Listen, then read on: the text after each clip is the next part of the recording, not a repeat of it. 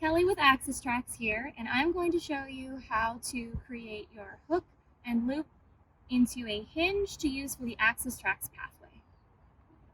You'll notice that the hook and loop hinges came in separate bags. That is so they don't stick together before you put them onto the pathway. You'll take one hook and one loop piece, and you will attach about half of the length of the loop on top of the hook and press firmly, as you see here. Then you'll thread through.